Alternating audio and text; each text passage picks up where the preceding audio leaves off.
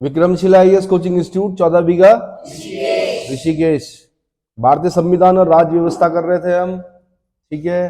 राष्ट्रपति की शक्तियां कर रहे थे, तो राष्ट्रपति की आपातकालीन शक्तियों के साथ साथ मैंने आपको बताया था कि संविधान का भाग 18 भी मैं यहीं पर करा रहा हूं, ताकि यहीं पर क्या हो जाए, कवर हो जाए। तो संविधान का भाग 18 क्या है, आपात उपबंध। पार्ट 18 क्या है, उल्टा पूछेगा आपसे कि इमरजेंसी प्रोविजंस किस पार्ट में है, तो पार्ट 18 में है। किसमें है?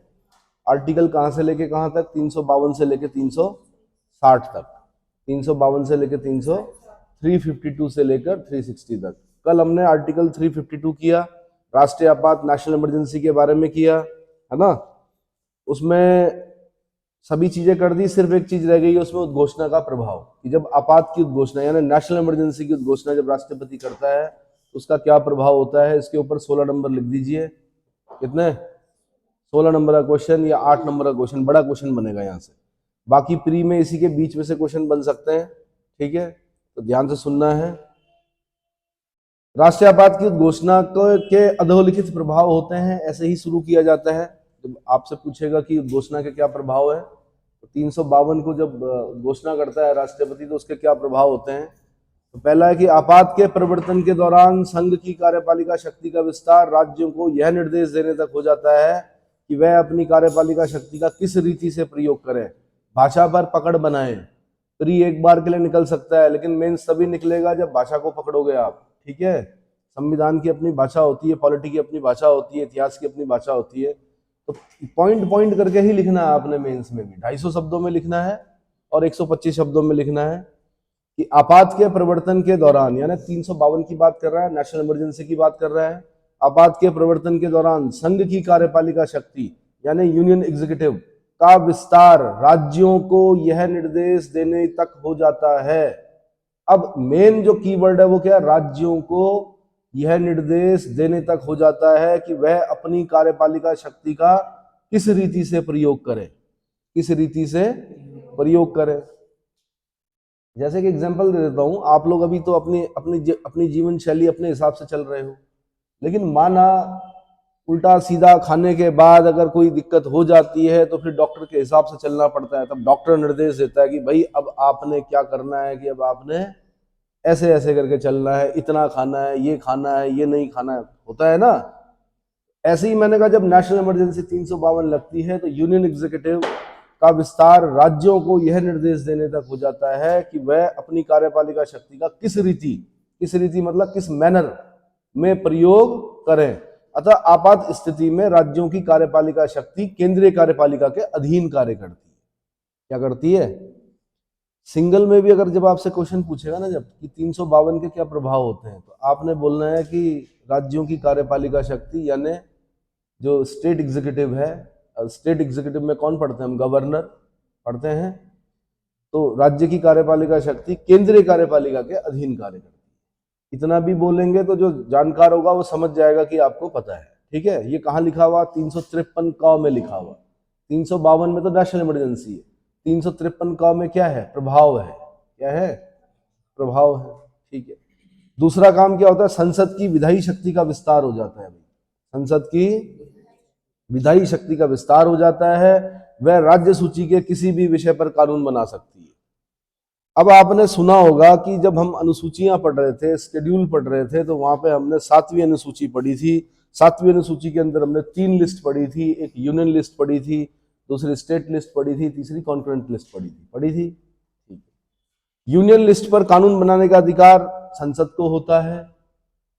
यूनियन लिस्ट मतलब संघ सूची पर कानून बनाने का अधिकार किसको होता है? संसद को होता है। राज्य सूची पर कानून बनाने का अधिकार राज्य विधानमंडल को होता है। समवर्ती सूची पर कानून बनाने का अधिकार संसद और राज्य विधानमंडल दोनों को होता है। लेकिन राज्य विधानमंडल द्वारा बनाया गया कानून अगर संसद द्वारा बनाए गए कानून से क्या टकरा जाता है या कुछ अलग हो जाता है, तो फिर संसद द्वारा बनाया गया कानून ही मान्य होता है। ये पढ़ा है आपने। अब राज्य सूची के विषय पर कानून बनाने का अधिकार मिल जाता है किसको? संसद को मिल जाता है। अभी तक किसको था? राज्य विधानमंडल को था। तो यहां पर हम पढ़ रहे हैं सभी, क्या पढ़ रहे हैं? कि राज्य सूची के सभी विषयों पर कानून बना सकती है कौन? संसद, ठीक है। वैसे हमने एक आर्टिकल 249 भी पढ़ा था। 249 में हमने ये पढ़ा था कि अगर राज्यसभा 2/3 बहुमत से यह प्रस्ताव पारित कर दे, क्या कर दे, कि राज्य सूची के किसी विषय पर कानून बनाने का अधिकार संसद को देना चाहिए, तो वो संसद को दे सकती है देश हित में। किसमें किसमें 249 पढ़ा था, उसमें लिखा होता कि राज्य सूची के किसी विषय पर, यहां पर हम पढ़ रहे हैं राज्य सूची के सभी विषयों पर कानून बनाने का अधिकार संसद को मिल जाता है। ये प्रभाव है इसका आर्टिकल 352 नेशनल इमरजेंसी की उद्घोषणा का। तो समझ में आ गया, ठीक। इस दौरान राज्य विधानमंडल के विधि बनाने की शक्ति समाप्त नहीं होती, केवल निलंबित हो जाती है। क्या होती है? समाप्त नहीं होती, केवल निलंबित हो जाती है। संसद द्वारा बनाई गई विधि उद्घोषणा के प्रवर्तन में न रहने पर 6 माह बाद समाप्त हो जाती है। देखो, ये भी ध्यान रखना कि 352 का प्रभाव जब आपसे पूछेगा तो ऐसे मत बोल देना कि राज्य विधानमंडल की विधि बनाने की शक्ति समाप्त हो जाती है। समाप्त नहीं होती भाई, क्या होती है? निलंबित होती है। क्या होती है? सस्पेंड होती है। समझ में आया? कुछ समय के लिए। और जब संसद द्वारा बनाई गई विधि, संसद ने जो उद्घोषणा के दौरान जो विधि बनाई होगी, अब उद्घोषणा समाप्त हो गई, माना उद्घोषणा का प्रवर्तन में न रहने पर, यानी उद्घोषणा वापस ले ली राष्ट्रपति ने, तो उद्घोषणा के प्रवर्तन में न रहने पर 6 माह बाद समाप्त हो जाएगी। क्या हो जाएगी? 6 माह बाद। तो अब ये 6 माह बाद ये क्वेश्चन बनता है प्री का, कितने माह बाद? उद्घोषणा के प्रवर्तन में न रहने के कितने माह बाद? आंसर 6 माह बाद। कभी कभी क्या करता है वो, माह नहीं देता है, तो 6 को 30 से गुणा कर दो, 180 दिन बाद क्या हो जाता है? समाप्त हो जाती है। क्लियर हो गया? ये आर्टिकल 250 में लिखा हुआ, लिखा हुआ 250 में लिखा हुआ भाई, चेक करना जरा। हाँ लिखा हुआ ना 250 में, नहीं बेयर में देख लिया, चेक बेयर को सामने रखिए, है ना? ठीक है। उसके बाद बिल्कुल 240, दरअसल क्या होता है कि जब हम केंद्र राज्य विधायी संबंध पढ़ रहे होते हैं ना, क्या पढ़ रहे होते हैं, तो वहां पे पढ़ना पड़ता है हमें 249, 250, 252, 253, ये 4 आर्टिकल बड़े इंपॉर्टेंट होते हैं उस समय। केंद्र राज्य सेंट्रल स्टेट लेजिस्लेटिव रिलेशंस में पढ़ना पड़ता है। तो 250 ठीक है, 250 में ऐसा कहा गया है, यदि आपात उद्घोषणा भारत के राज्य क्षेत्र के केवल किसी भाग के लिए की गई हो, तो संघ की राज्यों को निर्देश देने की शक्ति या संसद की राज्य सूची पर विधि बनाने की शक्ति का विस्तार उन राज्यों के संबंध में भी होगा जिन पर उद्घोषणा प्रवर्तनशील नहीं है, यदि उसकी सुरक्षा उन राज्यों के क्रियाकलाप के कारण जिनमें उद्घोषणा प्रवर्तन में संकट में है। ये भी समझ लो, पहले क्या होता था, पहले मेरे ख्याल से जब संविधान लागू हुआ तब ये बोला गया था कि संपूर्ण देश में, फिर क्या बोला गया? किसी भाग में। किसमें? ऐसा हो सकता है कि उत्तर भारत में, दक्षिण भारत में उद्घोषणा क्या प्रवर्तन में नहीं है, आपात की उद्घोषणा, या मैंने बोला कि खाली एक पार्ट जो है पाकिस्तान वाला जो पार्ट है, एक पार्ट में हमने क्या कर दिया, राष्ट्रपति ने उद्घोषणा जो की आपात की उद्घोषणा, उसने कहा भारत के इन इन भागों में आपात की उद्घोषणा प्रवर्तन में रहेगी। इतना समझ में आ गया? अब भाई बाकी राज्य हैं, बाकी राज्यों में आपात की घोषणा प्रवर्तन में नहीं है। अब राज्य सूची के विषयों पर कानून बनाने का अधिकार किसका होता है? राज्य विधानमंडलों का होता है। तो ये बताना चाह रहा है कि जब आपात की उद्घोषणा प्रवर्तन में होगी तो संपूर्ण देश के राज्यों की मतलब संपूर्ण देश यानी राज्य सूची के विषयों पर पूरे देश के लिए कानून बनाएगी संसद। ऐसा नहीं होगा खाली उसी भाग के लिए बनाएगी, उसी भाग के राज्यों के लिए बनाएगी। अगर ऐसा लग रहा है कि उसकी सुरक्षा उन राज्यों के क्रियाकलाप के कारण जिनमें उद्घोषणा प्रवर्तन में नहीं है, संकट में है। एक बार फिर सुनिए इसको, गहरा अर्थ है, बड़े अच्छे से समझाया गया है कि यदि आपात की उद्घोषणा भारत के राज्य क्षेत्र के केवल किसी भाग के लिए की गई है, यहां तक पकड़ लिया आपने, केवल किसी भाग के लिए की गई है, तो संघ की राज्यों को निर्देश देने की शक्ति, यानी संघ की राज्यों को निर्देश देने की शक्ति या संसद की राज्य सूची पर विधि बनाने की शक्ति, ये दोनों चीजें बोल रहे हैं। संघ जब निर्देश देगा तो उन सभी राज्यों के लिए भी देगा जिनकी सुरक्षा खतरे में पड़ सकती है उस भाग की वजह से। समझ में आया? ठीक है। तो मैंने क्या बोला कि संघ की राज्यों को निर्देश देने की शक्ति या संसद की राज्य सूची पर विधि बनाने की शक्ति का विस्तार उन राज्यों के संबंध में भी होगा भी पे खास ध्यान देना है आपने। किस पर? उन राज्यों के संबंध में भी होगा जिन पर उद्घोषणा परिवर्तनशील नहीं है। मेन चीज नहीं और भी। जब आप भी पर याद रखेंगे तभी आप अर्थ निकाल पाएंगे। और जब आप बोलेंगे जिन जिन पर उद्घोषणा परिवर्तनशील नहीं है, तो मेन जो कीवर्ड है वो क्या? नहीं है। जहां उद्घोषणा परिवर्तन में नहीं है वहां पर भी केंद्र क्या कर सकता है? उन राज्यों को जहां पर उद्घोषणा परिवर्तन में नहीं है वहां पर भी क्या कर सकता है? निर्देश दे सकता है। और साथ में राज्य सूची के विषयों पर वहां के लिए भी क्या बनाए जाएंगे? कानून बनाए जाएंगे। साथ में बोल रखा है यदि उसकी सुरक्षा, किसकी? या उनकी सुरक्षा, उन राज्यों की सुरक्षा जहां पर उद्घोषणा परिवर्तन में नहीं है, उन राज्यों के क्रियाकलाप के कारण। किन राज्यों के क्रियाकलाप के कारण? हाँ, जिन राज्यों में क्या है? उद्घोषणा प्रवर्तन में है, जिसमें उद्घोषणा प्रवर्तन में है, संकट में है। तो भाई ऐसा होता है कि माना हमने कहा कि पाकिस्तान के साथ युद्ध चल रहा है भारत का, हमने क्या किया कि खाली पाकिस्तान से मिलने वाली जो स्टेट्स हैं उसमें क्या कर दिया? इमरजेंसी हमने क्या किया? राष्ट्रपति ने घोषणा कर दी, आपका जम्मू कश्मीर मिलता है, पंजाब मिलता है, राजस्थान मिलता है, गुजरात मिलता है। हमने कहा इन 4 राज्यों में घोषणा क्या रहेगी? प्रवर्तन में रहेगी।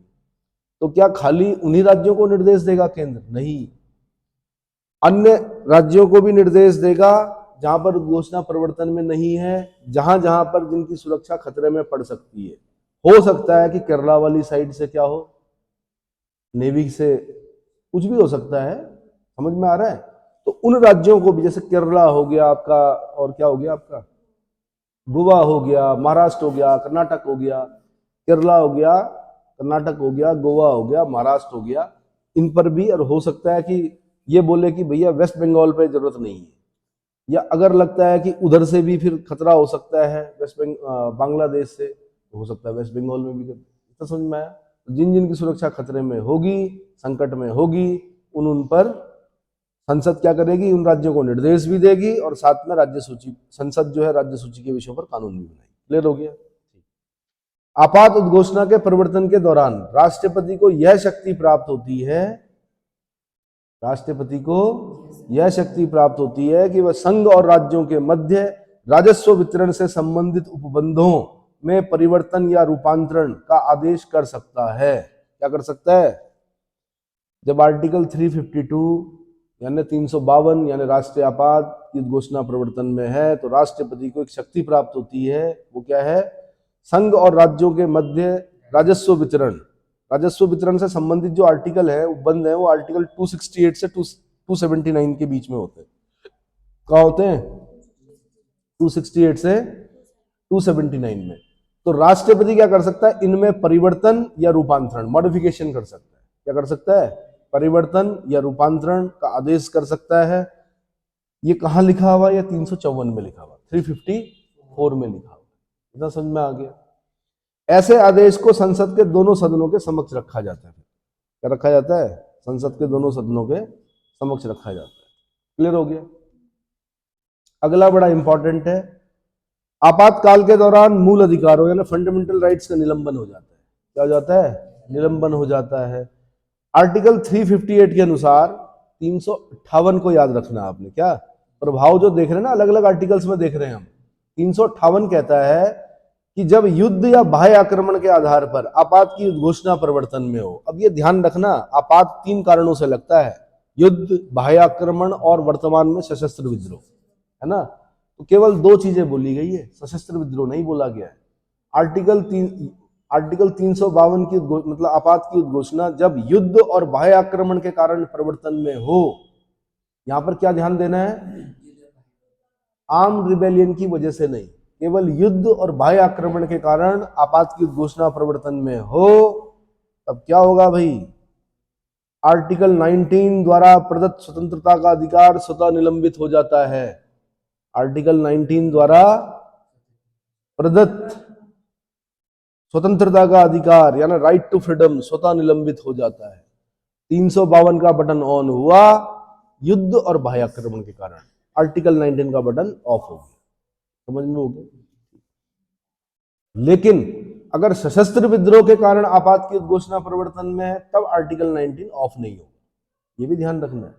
अगर सशस्त्र विद्रोह यानी आर्म रिबेलियन की वजह से आपात की उद्घोषणा प्रवर्तन में है तो आर्टिकल 19 का बटन ऑफ नहीं होगा, ये भी याद रखना है, ठीक है।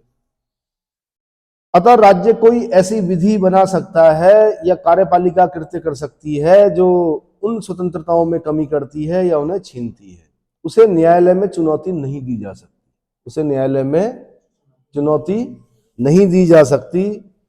ऐसी विधि उद्घोषणा के प्रवर्तन में न रहने पर तुरंत प्रभावहीन हो जाएगी। जैसे ही राष्ट्रपति उद्घोषणा वापस लेगा, फिर दोबारा जैसी मतलब आर्टिकल 352 का बटन ऑफ हुआ, आर्टिकल 19 का बटन यहाँ ऑन हो गया।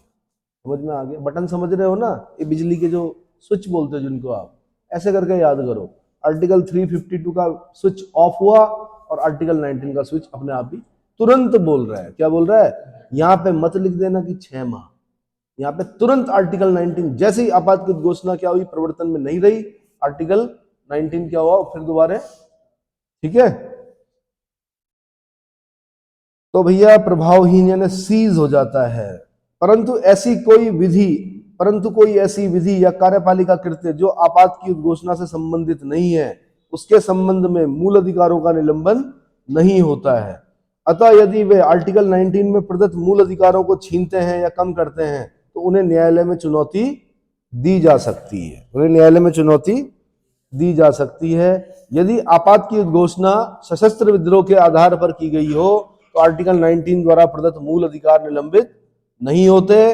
ये 44वें संविधान संशोधन द्वारा संशोधित किया गया था 1978।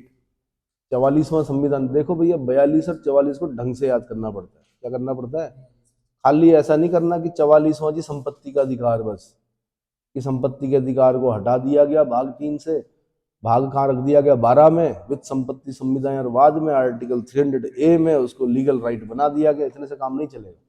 जितने भी क्लॉज होंगे, जो जो संशोधन किए होंगे 44वें में, क्योंकि 42वें से काफी गड़बड़ हुआ था, मिनी कॉन्स्टिट्यूशन बोलते हैं उसको, 44वें से सुधार किया गया। समझ में आया? आर्टिकल 359 के तहत राष्ट्रपति को मूल अधिकारों के प्रवर्तित यानी इन्फोर्स कराने का अधिकार को निलंबित करने की शक्ति दी गई है। अब आर्टिकल 359 ध्यान रखना है आपने, राष्ट्रपति को मूल अधिकारों के प्रवर्तित यानी इन्फोर्स कराने के अधिकार को निलंबित करने की शक्ति दी गई है। जब आपात उद्घोषणा प्रवर्तन में हो तब राष्ट्रपति आदेश द्वारा यह घोषित कर सकता है कि भाग 3 द्वारा प्रदत्त, पार्ट 3 द्वारा प्रदत्त मूल अधिकारों में ऐसे अधिकारों को छोड़कर, अब ऐसे अधिकारों को छोड़कर मैंने कहा था 20 और 21 को राष्ट्रपति भी निलंबित नहीं कर सकता, तो ऐसे अधिकारों को छोड़कर जो आदेश में उल्लिखित किए जाए प्रवर्तित कराने के लिए किसी न्यायालय के में आवेदन करने का अधिकार निलंबित रहेगा। क्या रहेगा? यानी 352 का बटन ऑन हुआ, आर्टिकल 19 का बटन ऑफ हुआ। अब आपके 12 से लेके 35 के बीच में या 14 से लेके 35 के बीच में जितने मूल अधिकार हैं उनमें किन किन को निलंबित करना है वो काम करता है राष्ट्रपति। क्या करता है? लेकिन 20 और 21 को आर्टिकल, जो 20 और 21 के आर्टिकल को राष्ट्रपति भी निलंबित नहीं कर सकता, ठीक है। और उस समय अगर आपका मूल अधिकार का हनन हो रहा हो तो आप न्यायालय में भी नहीं जा सकते, आवेदन नहीं कर सकते। समझ में आया? क्योंकि वो क्या है, निलंबित है उस समय। क्या है? निलंबित। क्लियर हो गया कि नहीं हुआ? यह आदेश पूरे भारत या किसी भाग के लिए हो सकता है, पूरे भारत के लिए हो सकता है या किसी भाग के लिए हो सकता है। राष्ट्रपति द्वारा जारी आदेश संसद के दोनों सदनों के समक्ष रखा जाना चाहिए। इतना समझ में आ गया? क्लियर हुआ कि नहीं हुआ भाई? क्लियर हुआ, ठीक है। जब राष्ट्रपति उक्त आशय के आदेश जारी कर देता है तब उन अधिकारों के संबंध में जो आदेश में उल्लिखित हैं राज्य कोई भी विधि बनाने या कार्यपालिकीय कार्यवाही करने के लिए सक्षम हो जाता है। क्या हो जाता है? तब मूल अधिकार नहीं चलते हैं। तब क्या नहीं चलते हैं? देश संकट में है, युद्ध चल रहा है, तब आप अपने मूल अधिकारों की बात नहीं करोगे। क्या नहीं करोगे? मूल अधिकारों की, अगर वो निलंबित कर दिए गए हैं राष्ट्रपति के द्वारा, ठीक है। राज्य कोई भी विधि बनाने या कार्यपालिका कार्यवाही करने के लिए सक्षम हो जाता है। ऐसी विधि या कार्यवाही को न्यायालय में इस आधार पर चुनौती नहीं दी जा सकती कि उससे उन मूल अधिकारों का उल्लंघन होता है उन मूल अधिकारों का उल्लंघन होता है। ऐसी विधि आदेश के प्रवर्तन में न रहने पर तुरंत प्रभावहीन हो जाएगी। क्या हो जाएगी? जैसे ही राष्ट्रपति आपात की घोषणा को वापस लेगा वैसे ही वो क्या हो जाएगी? प्रभावहीन हो जाएगी। अब सुन लो भाई, आप कहते हैं कि हमें बनना है, क्या बनना है? प्रशासनिक अधिकारी बनना है। प्रशासनिक अधिकारी बनने का एक ही तरीका है, क्या? लिखना। क्या? और लिखने के लिए एक ही तरीका है कि बिना देखे लिखना। क्या करना? एक समय था जब उत्तर प्रदेश में एक सरकार थी, उसने कहा था कि किताबें लेके भी जा सकते हो आप बोर्ड की परीक्षाओं में। उसमें भी बच्चों ने, जो मूर्ख बच्चे थे, उन्होंने लिखा कि, क्योंकि गाइड में लिखा होता ना इस प्रश्न का उत्तर पृष्ठ संख्या इतने पर देखें, तो उन मूर्खों ने वो लिखा। बोर्ड वाले में जो कॉपी चेक करने वाले थे, जब क्या हो रहा था, मूल्यांकन हो रहा था, तो हंस हंस के मर गए शिक्षक लोग कि यार क्वेश्चन आया, याद तो किया है बच्चे ने, लेकिन क्या लिखा कि इस प्रश्न का उत्तर पृष्ठ संख्या इतने में देखे। बस उतने में एक लाइन में क्या हो गया? बड़ा क्वेश्चन हो गया सॉल्व। तो देखो, जिन्होंने नहीं लिखना होता तो वो तो सदियों तक नहीं लिखते हैं, वो 10 साल 12 साल 20 साल तैयारी करते हैं तब भी नहीं लिख पाएंगे। आपने एक टाइम बाउंड करना है, और जैसे जैसे मैं चल रहा हूं साथ साथ आपने उसको उस हद तक पढ़ना है, थ्रेशोल्ड फ्रीक्वेंसी तक पढ़ना है, अगर मेंस लिखना चाह रहे हो। देखो, अगर खाली वनडे निकालना है तब इतना नहीं पढ़ना पड़ता, तब तो खाली बीच बीच के पॉइंट पकड़ो, काम हो जाएगा, बन जाएंगे आप। क्या? मनोज कुमार, है ना? फिर गाना गाएंगे वो वाला, कौन सा, मैं बोलना नहीं चाह रहा हूँ कौन सा गाना, तो मनोज कुमार की पिक्चर है क्लर्क, वो वाला गाना आप सुनना। और अगर बनना अधिकारी तो उसके लिए बिना देखे लिखना आना चाहिए, और बिना देखे लिखने के लिए भाषा पर पकड़ होनी चाहिए। एक बार में नहीं आएगा समझ में, जैसे जैसे आप पढ़ते रहेंगे 15वें 20वें रिवीजन में आपको अपने आप क्लियर होता चला जाएगा। क्या होगा? ऐसा नहीं होता कि अखबार की तरह पढ़ा और हो गया। 15 रिवीजन, किसी को 20 रिवीजन करने होते हैं, किसी को 30 करने होते हैं, किसी को 40 भी करने होते हैं। इतनी बार उसको बार बार जब आप पढ़ोगे तो आत्मसात करना पड़ता है उसको। क्या करना पड़ता है? तब जाके जब आप इतना पढ़ लोगे कि खुद किताब बन जाओगे, जब आपको पता चल जाएगा वहां पे ऐसा लिखा हुआ था, अच्छा ऐसा लिखना है, जब समझ जाओगे क्वेश्चन कैसे बनते हैं, क्या पूछ रहा है, तो अपने आप ही आपका पेपर क्लियर हो जाएगा। समझ में आ रहा है? और कोई बहुत अंतर भी नहीं है। जैसे आप बीए एमए में लिखते हो वैसा ही लिखना है, लेकिन बीए एमए में आपके खाली हेडिंग सही देखे जाते हैं, बाकी आप क्या लिख रहे हो उतना नहीं होता है। यहां पर क्वालिटी देखी जाती है। क्या देखी जाती है? कि लिखा कैसा है भाई, अधिकारी बनाना है आपको। समझ में आया? तो जब राष्ट्रपति उक्त आशय का आदेश जारी कर देता है, ये मैंने बता दिया, प्रवर्तन में न रहने पर। अब राज्य द्वारा बनाई गई विधि में इस बात का उल्लेख किया जाना चाहिए कि वह तत्समय प्रवृत्त आपात की उद्घोषणा के संबंध में है, तथा कार्यपालिकीय कार्यवाही आपात से संबंधित विधि के अंतर्गत की जानी चाहिए, अन्यथा उन्हें राष्ट्रपति के आदेश का संरक्षण प्राप्त न होगा और उन्हें न्यायालय में चुनौती दी जा सकती है। लिखना पड़ता है, राज्य द्वारा बनाई गई विधि में इस बात का उल्लेख किया जाना चाहिए कि वह तत्समय प्रवृत्त आपात की उद्घोषणा के संबंध में। लिखना पड़ेगा। अगर आपने ऐसे नहीं लिखा कि तत्समय मतलब वर्तमान में आपात की उद्घोषणा प्रवर्तन में है और उसके संबंध में है, तो फिर इसको न्यायालय में चुनौती दी जा सकती है कार्यपालिका कृतियों को। क्लियर हो गया? अगला पॉइंट है, जब आपात की घोषणा प्रवर्तन में हो तो संसद को यह अधिकार होता है कि वह एक बार में 1 वर्ष के लिए लोकसभा का कार्यकाल बढ़ा दे। प्री में ये वाला क्वेश्चन बनता है कि जब आपात की घोषणा प्रवर्तन में है तब लोकसभा का कार्यकाल कितना बढ़ाया जा सकता है? तो एक बार में 1 वर्ष। एक बार में एक बार लिखना जरूरी है, ऐसे मत लिख देना 1 वर्ष। एक बार में 1 वर्ष, इसका मतलब, किंतु इसका विस्तार आपातकाल के प्रवर्तन में न रहने पर 6 मास से अधिक अवधि तक नहीं होगा। आपात की घोषणा अगर प्रवर्तन में नहीं है तो 6 मास से अधिक अवधि तक नहीं होगा। ये भी ध्यान रखना है। क्लियर हो गया? अगला पॉइंट है, आपात के लागू रहने पर संसद किसी राज्य में राष्ट्रपति शासन की अवधि। अब ये भी ध्यान रखो, आपात के लागू रहने पर संसद किसी राज्य में राष्ट्रपति शासन की अवधि 1 वर्ष से अधिक और अधिकतम 3 वर्ष तक बढ़ाने के लिए संकल्प पारित कर सकती है, यदि निर्वाचन आयोग यह प्रमाणित कर देता है कि निर्वाचन में कठिनाई के कारण राष्ट्रीय शासन का बढ़ाया जाना आवश्यक है।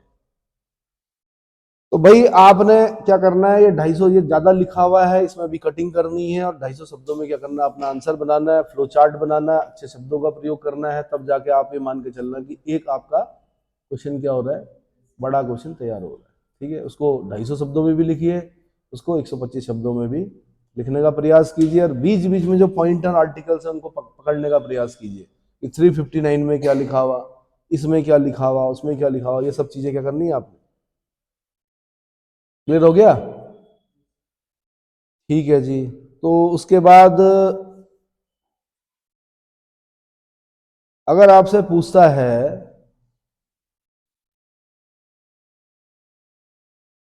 क्या पूछता है कि आर्टिकल 358 और 359 में क्या अंतर है, 358 और 359 में क्या अंतर है। तो 358 के अनुसार आपात की उद्घोषणा पर आर्टिकल 19 द्वारा प्रदत्त मूल अधिकार स्वतः निलंबित हो जाते हैं। क्या होते हैं? स्वतः निलंबित हो जाते हैं। जबकि 359 क्या कहता है, 359 के तहत राष्ट्रपति को आपात की उद्घोषणा के पश्चात आर्टिकल 20 और 21 को छोड़कर भाग 3 के शेष सभी या किन्हीं मूल अधिकारों को परिवर्तित कराने के अधिकार को निलंबित करने की शक्ति प्राप्त हो जाती है। इतना समझ में आ गया? अब कभी कभी एक छोटा सा क्वेश्चन पूछता है कि मूल अधिकारों को निलंबित करने की शक्ति किसमें निहित है। आंसर राष्ट्रपति में निहित है। किसमें निहित है? राष्ट्रपति में निहित है। ठीक है, अगला आर्टिकल 358 के तहत आपात के प्रवर्तन तक आर्टिकल 19 निलंबित रहता है, आपात के प्रवर्तन में न रहने पर स्वतः पुनर्जीवित हो जाता है। जैसे ही बटन ऑफ हुआ 352 का 19 अपने आप ही क्या हो गया, ऑन हो गया। 359 में क्या लिखा हुआ, 359 में लिखा हुआ कि इसके तहत निलंबन आपात के प्रवर्तन या उससे कम ऐसी अवधि तक जो आदेश में विनिर्दिष्ट की जाए जारी रहेगा। यहां पर आदेश में जो लिखा होता है तब तक जारी रहता है 359 के अनुसार, तब तक जब तक आदेश में लिखा हुआ होगा। फिर 358 केवल तभी लागू होता है जब आपात की उद्घोषणा युद्ध और बाह्य आक्रमण के आधार पर की गई हो, सशस्त्र विद्रोह के आधार पर नहीं। 358 सशस्त्र विद्रोह की बात नहीं करता है, केवल युद्ध और बाह्य आक्रमण। जबकि 359 जो है यह अनुच्छेद तीनों में से किसी भी आधार पर युद्ध, बाह्य आक्रमण और सशस्त्र विद्रोह पर घोषित आपात की दशा में लागू होता है। समझ में आ रहा है? फिर अगला 358 बोलता है कि आपातकाल के दौरान इसके तहत संसद द्वारा बनाई गई विधियों को न्यायालय में चुनौती नहीं दी जा सकती। जबकि 359 के तहत बनाई गई विधियों को आपातकाल के पश्चात न्यायालय में चुनौती दी जा सकती है। क्या की जा सकती है? न्यायालय में चुनौती दी जा सकती है। आर्टिकल 358 में लिखा हुआ कि इसका प्रवर्तन स्वतः होता है, राष्ट्रपति का आदेश आवश्यक नहीं है। लेकिन 359 में क्या है, इसे राष्ट्रपति के आदेश से लागू किया जाता है। राष्ट्रपति के आदेश से बस इतना ही लिखना है। 125 शब्दों में पूछेगा, 8 नंबर आपका 359 और 358 और 359 में अंतर, खत्म। इतना समझ में आया? अब अगर आपसे पूछा जाए कि भाई आपात उपबंधों में संशोधन, amendment in the emergency provisions क्या क्या किए गए, तो मैं आपको बता दूं कि 44वां पढ़ना है आपने, ठीक है, और कुछ 42वां पढ़ना है, 38वां पढ़ना है। तो मैं बता दूं 44वें संविधान संशोधन द्वारा आर्टिकल 352 में क्या कहा गया, इंटरनल डिस्टर्बेंस के स्थान पर आर्म्ड रिबेलियन लिखा गया। अभ्यंतरिक अशांति या आंतरिक अशांति के स्थान पर सशस्त्र विद्रोह लिखा गया। क्या लिखा गया? उल्टा पूछेगा आपसे, किस संविधान संशोधन द्वारा 352 में संशोधन करके वो जो 3 कारण होते हैं, युद्ध, बाह्य आक्रमण और सशस्त्र विद्रोह, तो वहां पे पहले अभ्यंतरिक अशांति लिखा हुआ था, तो उसके ये कब किया गया, अभ्यंतरिक अशांति के स्थान पर सशस्त्र विद्रोह कब किया गया? आपने बोलना 44वें संविधान संशोधन से किया गया। क्लियर हो गया? फिर आपसे पूछेगा कि युद्ध, बाह्य आक्रमण या सशस्त्र विद्रोह से आसन्न यानी एमिनेंट डेंजर के आधार पर आपात उद्घोषणा की शक्ति राष्ट्रपति को दी गई। इसको दी गई 44 में से राष्ट्रपति को दी गई। आसन्न संकट मतलब पहले भी लगा सकता है राष्ट्रपति, जरूरी नहीं है कि मतलब आशंका है, आसन्न संकट, संकट उत्पन्न होने वाला है, ठीक है। तो राष्ट्रपति किसको दी गई? राष्ट्रपति को दी गई ये शक्ति आपात की उद्घोषणा की। इतना समझ में आया? ऐसे ही आपात की उद्घोषणा के लिए मंत्रिमंडल के विनिश्चय की लिखित सूचना राष्ट्रपति को दिया जाना आवश्यक कर दिया गया। किससे? 44वें संविधान संशोधन से। इंदिरा गांधी जी ने जब लगाया आपात तो उनके मंत्रिमंडल को भी पता नहीं था। अखबार वालों ने सुबह पूछा मंत्रियों से कि जी आपात लग गया, उन्होंने कहा हमें नहीं मालूम इस बारे में। तो यार ऐसे नहीं होगा ना, गुप्त रूप से उन्होंने राष्ट्रपति से कहा इंदिरा गांधी ने, और क्या कर दिया, इमरजेंसी डिक्लेयर कर दी। तो फिर ये 44वें संविधान संशोधन से आगे के लिए ऐसा ना हो तो बोला गया कि भैया आपात की उद्घोषणा के लिए कैबिनेट यानी मंत्रिमंडल की लिखित सूचना, मंत्रिमंडल के विनिश्चय की लिखित सूचना राष्ट्रपति को दिया जाना आवश्यक है। क्या है? एक बात और कही कि उद्घोषणा के 1 माह के भीतर संसद के दोनों सदनों द्वारा विशेष बहुमत से पारित किया जाना आवश्यक है। ये थोड़े कि राष्ट्रपति ने उद्घोषणा कर दी तो चलता रहेगा वो। 1 महीने बाद क्या करना पड़ेगा? अनुमोदन करना पड़ेगा संसद के द्वारा उसको। किसमें कहा गया? 44वें संविधान संशोधन में कहा गया 1978 में। ठीक है। फिर बोला गया कि पहले 2 महीने था वहां पर, क्या लिखा हुआ था उसमें? कहा 2 महीने नहीं भाई, 1 महीने। 1 महीने के अंदर संसद को क्या करना पड़ेगा? अनुमोदित करना पड़ेगा उसको, आपात की घोषणा को। और वो भी क्या? विशेष बहुमत से पारित किया जाना आवश्यक बनाया गया। विशेष बहुमत मतलब समझते हो? 2/3 बहुमत। 2/3 बहुमत का मतलब समझते हो सकता है सरकार खाली 50% + 1 पर काम कर रही हो भाई, 50% और एक आदमी ज्यादा है तो सरकार बैठ सकती है अपने उसमें। 2/3 के लिए विपक्ष की भी सहमति चाहिए होगी। इसका मतलब पक्ष और विपक्ष। देखो मौजूदा सरकार अगर इस समय अब की बात करें तो अब तो सरकारें क्या है 2/3 बहुमत ला रही है, लेकिन माना अगर सरकार 50% + 1 पर काम कर रही हो तो, चल रही हो तो, इसका मतलब विपक्ष से भी क्या करना पड़ेगा? सहमति। 2/3 तभी तो बनेगा। अच्छा, जरूरी भी नहीं है कि लोकसभा में 2/3 हो। चलो जरूरी नहीं है कि लोकसभा में 2/3 है तो राज्यसभा में भी हो। इसका मतलब राज्यसभा में विपक्ष के लोग भी तो बैठे होंगे, उनकी भी सहमति जरूरी है। तो 44वें संविधान संशोधन से बोला गया कि भैया उद्घोषणा, जब आपात की उद्घोषणा होगी 1 माह के भीतर संसद के दोनों सदनों द्वारा विशेष बहुमत से पारित किया जाना आवश्यक है। पहले यहां पर लिखा हुआ था 2 महीने, और पहले साधारण बहुमत से होता था। इसका मतलब आपात की उद्घोषणा को करना कठिन बनाया गया। लेना, वापस लेना आसान है, लगाना क्या है? कठिन है आपात को। ठीक है। एक बार संसद द्वारा अनुमोदित उद्घोषणा मात्र 6 माह तक प्रवर्तन में रहेगी। किसमें का? 44वें संविधान संशोधन ने का केवल 6 माह तक रहेगी भैया प्रवर्तन में। आगे जारी रखने के लिए पुनः अनुमोदन आवश्यक होगा, है ना। पहले क्या होता था, जब संविधान बना था, मूल संविधान में ऐसा लिखा होता है एक बार प्रवर्तन में हो गई तो अनिश्चित काल तक क्या रहेगी? प्रवर्तन में रहेगी। ये आपने पढ़ा भी कि इंदिरा गांधी ने जब तीसरी बार में आपात 352 लगाया अभ्यंतरिक अशांति के आधार पर, तो दूसरी वाली तो वैसे ही प्रवर्तन में थी, अनिश्चित काल के लिए होता था उस समय। पहले वाली चली रही थी, दूसरी वाली चली रही थी, तीसरी वाली लगा दी उन्होंने आपात की घोषणा। तो अब बोला गया 6 महीने। कितना? अगर दोबारा चलाना है तो संसद का क्या करना पड़ेगा?